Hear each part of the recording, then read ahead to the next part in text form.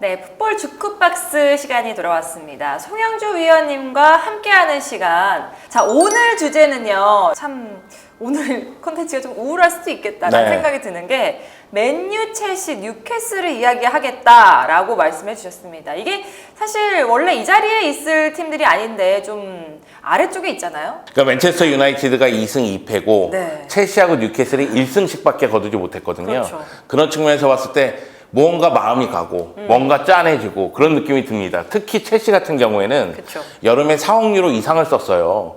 그래서 장지현 해설위원이 올 시즌 두고 봐라 이렇게 얘기했거든요. 두고 보고 있는 상황인데 지금 분위기가 안 좋습니다. 지금 사실 뭐 첼시뿐만이 아니고 맨유도 그렇고 좀 돈을 근래 많이 쓴 팀들이 이렇게 제 역할을 못 해주고 있다라는 거 조금 문제가 있다고 봐야 될까요?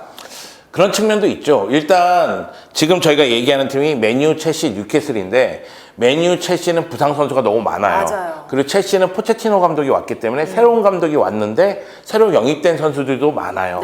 그렇기 때문에 과도기적인 과정이 반드시 필요할 거라고 보이고요. 반면에 뉴캐슬 같은 경우에는 지난 시즌의 전술이 어느 정도 간파가 된 가운데 수비가 흔들리고 있어요. 그러다 보니까 성적을 내지 못하고 있죠. 그러면은 각 팀별로 좀 자세히 들어가 보도록 할게요. 맨유 같은 경우에는 아까도 제가 말씀드렸지만 좀 머니를 많이 썼다라고 얘기를 했는데 이렇게 돈 얘기가 나와서 그런데 맨유를 보면은 지금 세계에서 제일 가장 비싼 스쿼드를 보유하고 있는 팀이 맨유예요. 그런데 지금 성적을 못 낸다? 사실 말씀하신 것처럼 좀 부상 선수들도 많고 안에 조금 힘든 일들이 좀 많았어요, 요즘에. 그런데 그런 식으로 얘기하면 답은 하나예요. 선수들이 돈값 못하는 겁니다. 그거 제가 돌려버리는데 직접적으로. 결국은 높은 이적료로 영입하면서 선수단을 구성을 했는데 돈값을 못하니까 결국 그 전력이 경기력으로 이어지지 않고 경기력이 안 좋으니까 결과도 도출하지 못하는 그런 느낌이거든요. 그러니까 올 시즌 리그 4경기를 봤을 때 4경기 모두 경기력은 아쉬웠어요. 물론 울버햄튼전이라든가 노팅엄 포레스트전에서는 승리를 거뒀고 토트넘, 아스날 상대로 패배를 하긴 했는데 경기력 자체를 봤을 때는 맨체스터 유나이티드 팬들이 만족할 만한 경기력이 나온 경기는 없어요. 그리고 또 한 가지는 계속해서 부상 선수가 많다고 얘기했잖아요. 이 부상 선수가 계속해서 나오고 있다 보니까 테나흐 감독 입장에서도 베스트 11을 구성하는데 어려움을 겪고 있습니다. 부상 선수도 많은데 팀 내부적으로도 문제가 좀 발생을 하고 있어요. 제이든 산초 같은 경우에는 출전 문제 때문에 테나흐 감독하고 마찰이 좀 있었고요. 안토니 같은 경우에는 사생활 문제 때문에. 이게 지금 교통 정리를 좀 해야 될 게 어쨌든 안토니 같은 경우에는 사실 유무가 확실하게 판단될 때까지는 맨유에서 선수 기용을 하진 않겠다라고 한 상태고 산초는 이제 SNS에서 본인 피드를 슬그머니 내리면서 좀 봉합이 되는 것 같이 보였거든요. 그런데 또 지금 올 시즌 선수 명단에는 두 선수 다 넣었단 말이에요. 그렇기 때문에 좀 교통정리 필요할 것 같아요. 근데 안토니가 출전하지 못하는 상황에서는 산초를 빼기는 좀 어렵죠. 그런 측면에서 산초에게는 기회가 왔다는 생각이 좀 들고요. 그리고 이제 바란이라든가 암라바트라든가 이런 선수들이 부상이거든요. 그러다 보니까 활용할 수 있는 카드가 줄어든 것도 사실이고 무엇보다도 바란의 부상은 수비력하고 직결이 되죠. 리산드로 마르티네스하고 바란이 같이 나올 때 그나마 안정감이 있는데 바란이 부상을 당하면서 린델레프가 나오고 있는 상황이니까 여러모로 좀 아쉬움이 있는 상황입니다. 그리고 맨유의 부진에 대해서 얘기할 부분 중에 하나는 이번 여름에 영입한 선수들 정말 필요한 포지션 선수들을 영입했어요. 그런데 그 선수들이 제 역할을 하느냐를 봐야 돼요. 오나나 골키퍼는 제 역할을 합니다. 결국 오나나 골키퍼는 골문을 잘 지키고는 있는데 하지만은 회이룬 같은 경우에는 부상이었다가 지난 경기에 교체 출전을 하면서 맨유 데뷔전을 치렀고요. 이제 봐야 되는 이제 봐야 된다는 거죠. 마운트 같은 경우에는 기대만큼의 활약을 못하면서 또 부상으로 전력에서 이탈을 했습니다. 암라바트 같은 경우에도 지금 부상이고요. 그런 측면에서 봤을 때는 영입은 괜찮았는데 그 효과는 너무 미비하다. 이렇게 보면 되겠죠. 그렇다면 이제 우리가 좀 프리뷰 형식으로 진행을 하다 보니까 브라이튼 얘기를 해야 될 것 같아요. 5라운드에서 맨유가 브라이튼을 만나게 되는데 제가 없는 동안 이 프리뷰에서 승무패를 얘기를 하시더라고요. 백현기 기자가 너무나 강력하게 요구를 해서 떠난 사람 뒷담화는 항상 하는 겁니다. 그분이 강하게 얘기하면서 제가 이제 승무패 얘기를 했는데 백현기 기자가 말렸죠. 100펠레로 갔습니다. 저의 펠레력이 기운이 적용이 됐어요. 그러면은 뭐 가져가시고 떠나셨으니까. 제 일부분만 가져간 거예요. 제 일부분만 가져가도 그렇게 시커매집니다. 제 펠레력은 무서운데? 무궁무진하거든요. 아, 마르지 않는 샘같이. 아, 그렇습니다. 그런 제가 느낌이에요? 이 축구 방송계에 한 20몇 년 있었는데 시작 때부터 시작된 이 펠레력이 경험이 축적되면서 더욱더 강해졌습니다. 알겠습니다. 그러면 뭐 승무표 얘기해 주세요. 일단 브라이튼은 지금 분위기가 좋아요. 데제르비 감독이 워낙에 잘 이끌고 있고 그러다 보니까 득점력이 폭발을 하고 있습니다. 최다 득점이죠. 네, 리그 4경기에서 12골을 넣으면서 최다 득점을 기록하고 있거든요. 그리고 브라이튼 같은 경우에는 데제르비 감독이 오면서 조금 더 짜임새를 갖추게 됐고 주축 선수들에서 변화가 있다 할지라도 팀의 전력을 계속 유지하는 모습이에요. 네. 그렇기 때문에 힘을 발휘할 거라는 생각이 들고요. 또 하나는 브라이튼이 메뉴 상대로 최근 3연승입니다. 제가 아까 그 얘기한 부분 있잖아요. 메뉴 같은 경우에는 부상 선수가 너무 많아서 문제를 발생시킬 수가 있다. 여기에 마샬이 제 역할을 못하고 안토니도 제 역할을 못했고 마운티도 못하는데 수비 쪽에 부상이 있었다. 루크쇼라든가 바란. 그러면 전체적으로 짜임새를 갖추기에는 상당히 어렵단 말이에요. 그쵸. 근데 브라이튼은 이미 짜임새를 갖추고 있어요.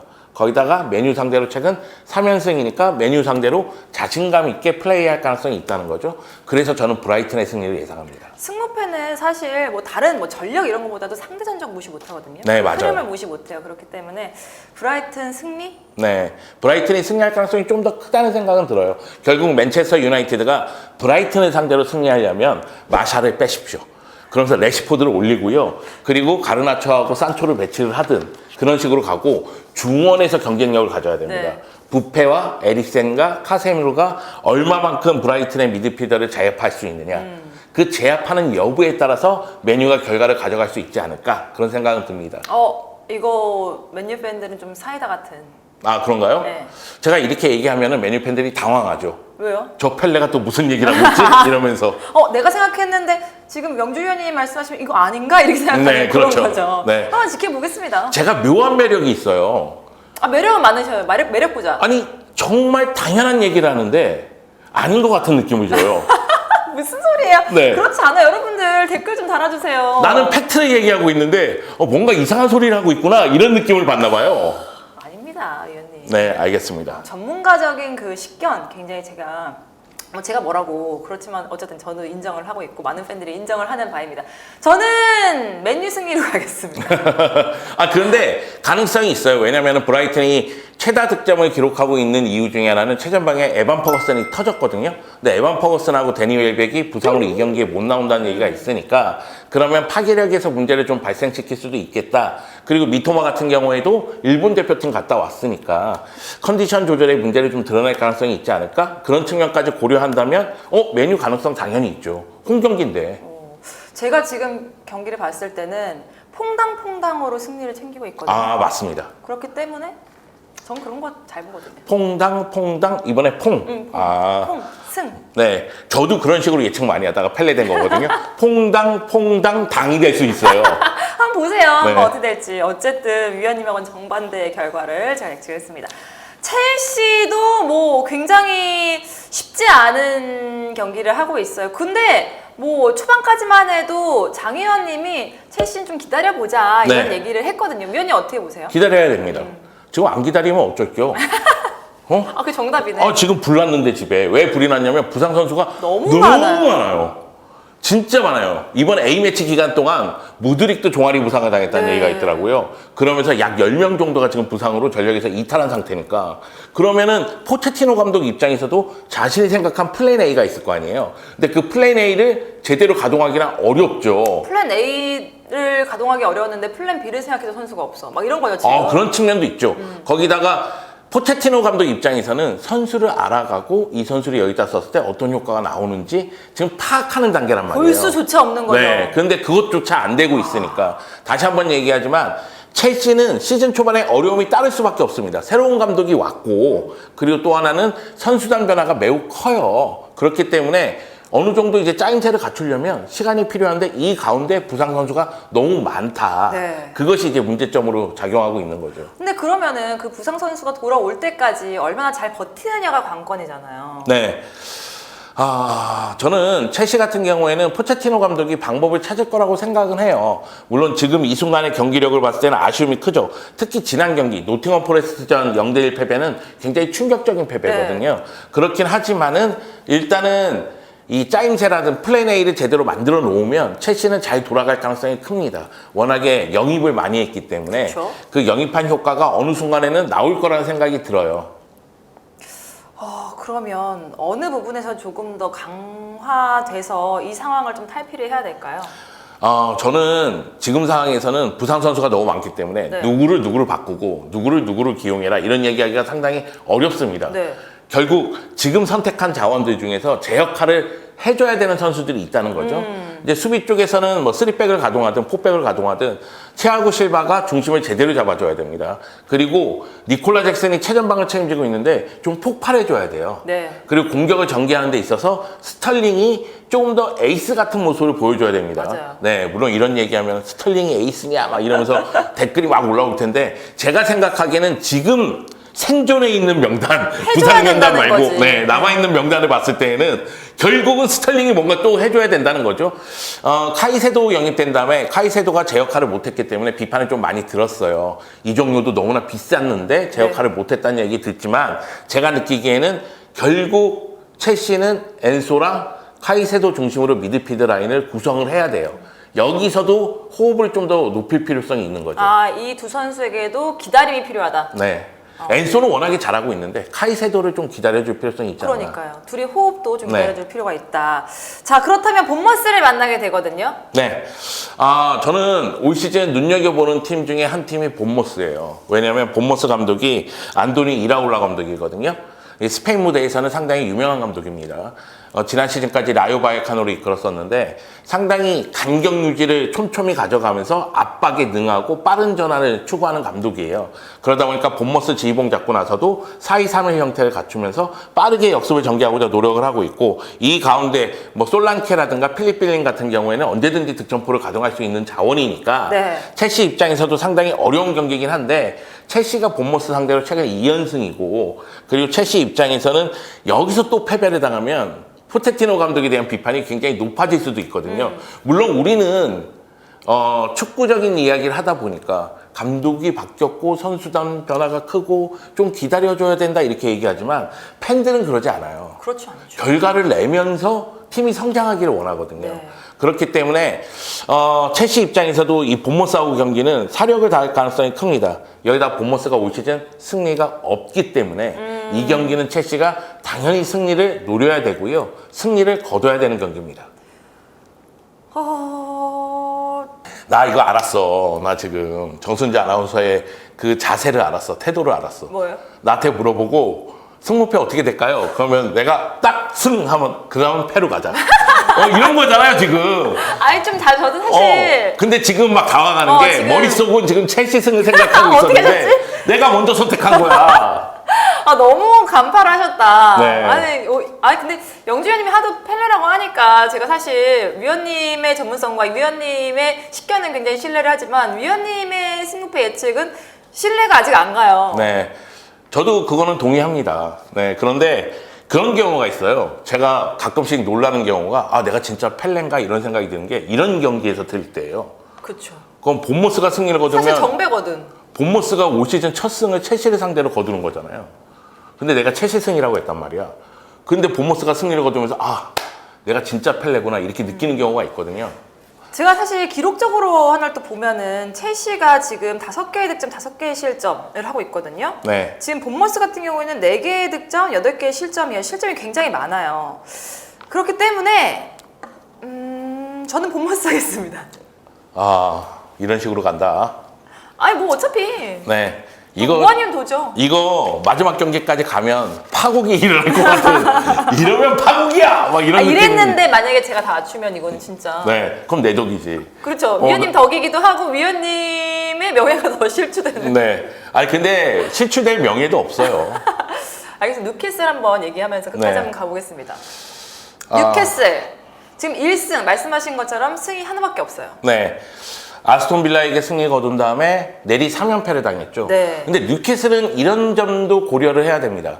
지금 1라운드에서 아스톤 빌라, 2라운드에서 맨시티, 3라운드에서 리버풀, 4라운드에서 브라이튼이에요. 아, 그러니까 만난 상대가 사실 좀 강했다는 거죠. 네, 그렇죠. 물론 이제 뉴캐슬의 지난 시즌 성적을 봤을 때에는 잡아야 되는 경기들이 분명히 있었죠. 그렇긴 하지만 결국은 상대가 초반에 너무나 강한 상대를 만났다. 이거는 무시할 수가 없고요.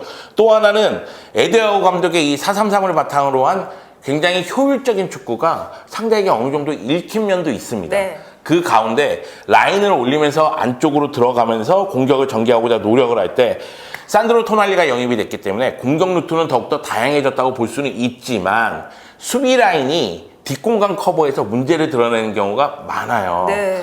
지난 시즌 이제 보트만 선수가 센터백 주전으로 뛰었잖아요. 근데 보트만 선수가 지금 부상이잖아요. 그러다 보니까 덴번하고 셰어가 중심을 잡고 있는데 두 선수가 다 느려요. 맞아요. 그렇기 때문에 발빠른 공격수들에게 실점을 허용하고 있는 상황입니다. 리버풀전에서 누네스에게 실점한 장면 보면 쉽게 할 수가 있죠.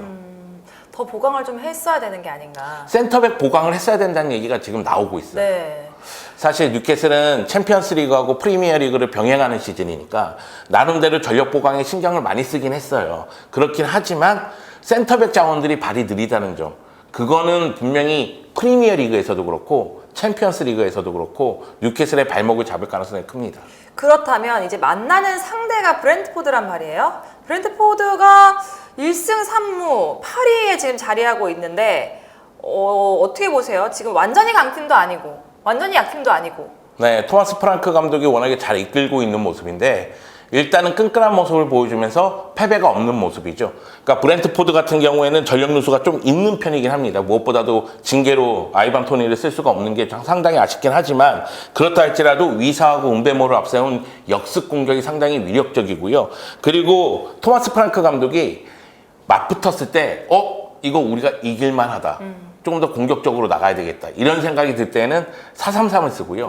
네. 상대가 좀 더 강하다. 그러면 우리가 실리를 추구해야 되겠다. 그럴 때에는 5-3-2를 씁니다. 토트넘전에서 5-3-2 써서 역습에 의해서 두 골 넣는 장면이 있었죠. 네. 그래서 아마도 이 경기는 뉴캐슬 상대로 원정 경기를 치르니까 아마 5-3-2를 바탕으로 해서 역습 위주의 전술을 구사할 가능성이 크고요. 이게 이제 뉴캐슬이 어떻게 대처하느냐의 문제예요. 제가 그 얘기했잖아요. 센터백 2명이 스피드가 느리다.